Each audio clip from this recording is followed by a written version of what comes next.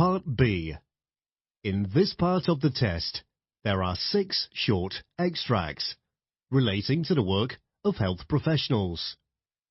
For questions 25 to 30, choose answer A, B, or C, which you think best fits according to what you hear.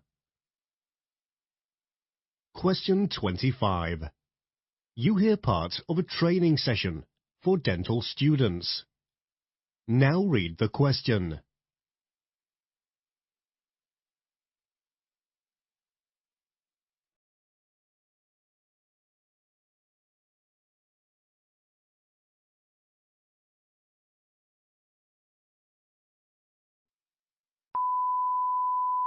It seems that halitosis, or bad breath, is pretty common these days, and we've got to find a way to address patients' needs in the most tactful way possible. You seem puzzled. No, I understand what we've covered. I'm just wondering, wouldn't the hygienist usually cover this? Not necessarily. Good oral hygiene is something that we need to encourage at every opportunity. Patients need to be familiar with optimum brushing techniques, as well as the proper way to reach each tooth whilst brushing or flossing. This is something you'll need to build into your consultations as standard. Okay, thank you. I'll let you know if I have any other questions. All right, now that we've got that covered, next week we'll discuss prescribing painkillers to patients. Can't wait.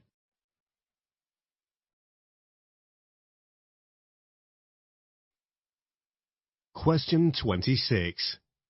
You hear a GP and his receptionist conversing about a patient. Now read the question.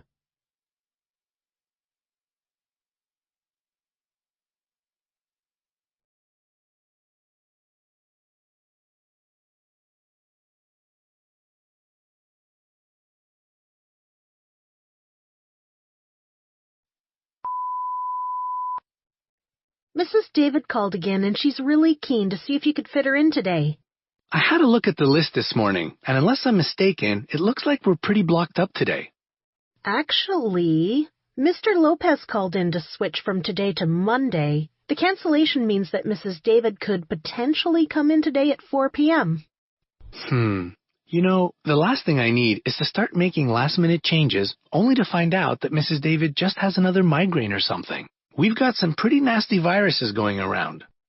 She did say it was pretty urgent, and she sounds in a bad way. I took notes of the conversation. Well, with the symptoms she's describing, it sounds like she's got a bout of meningitis, but I can't confirm that until she's here. 4 p.m., you say? No problem. Thank you, Dr. Stein. I'll phone her now.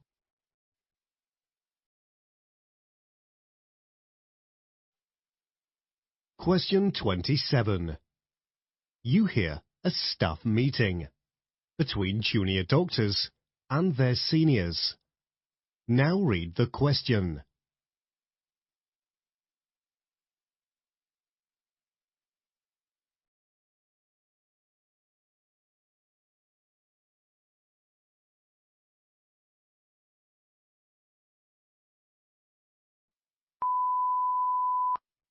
Okay, so today we've got quite a bit of work to get through. I need you to stay close and really pay attention to what you're seeing.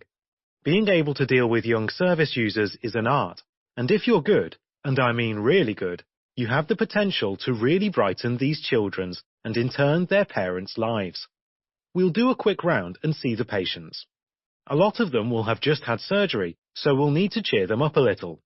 A smile can go a long way in that regard, but sometimes they'll just need an ear or a shoulder from you.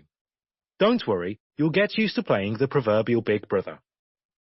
Oh, you look like a deer in the headlights right now. Am I going too fast? Just stop and ask if you have any questions, okay?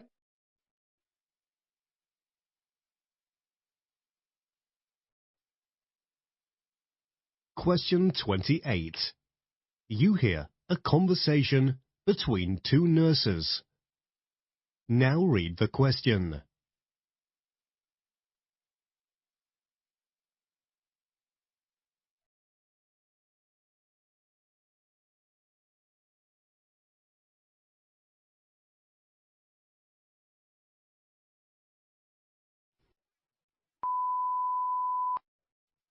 Glad you could make it, Lucy. How are you getting on? All right, I guess. This is a quick forum to find out how yourself and your colleagues are getting on, so there's no need to hold back. What's on your mind? Really, I'm fine. This is my second week on my rotation, and so whilst I'm a little unsure with patients right now, I know that feeling will pass after a few months. I also feel really supported by my female mentors and colleagues, but one major issue that I think needs addressing is the doctor-to-patient ratio. Some of my colleagues have some really awful stories, and I myself think that a 15-hour shift is excessive. Don't get me wrong, I do really love it here. I just wish that would be addressed. Oh, and for a new vending machine in the mess, the one there now is kind of rusty.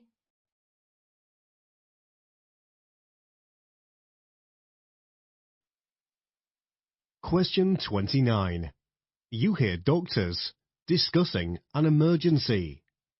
Now read the question.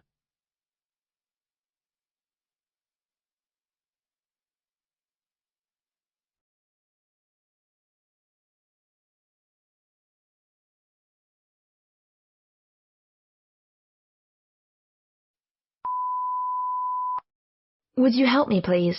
I've just been bleeped and there's a patient crashing in Ward 7. Sure, I know a shortcut to 7. Come this way. Any idea what's going on?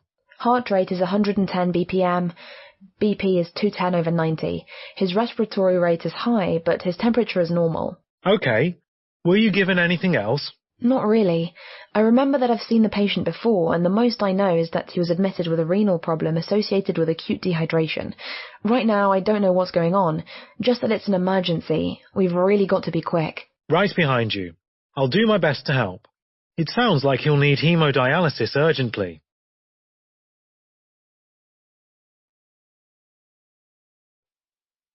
Question 30. You hear a doctor breaking bad news. Now read the question.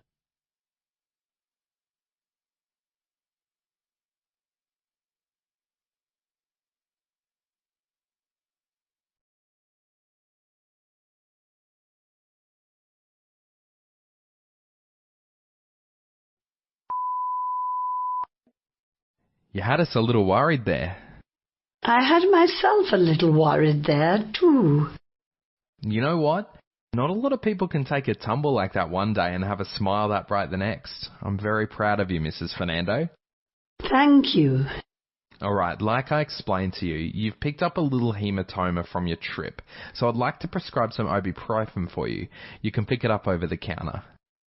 Along with paracetamol, in case I run dry. No, there's no need. There's enough here. Make sure you get plenty of rest, okay? Okay, Doctor.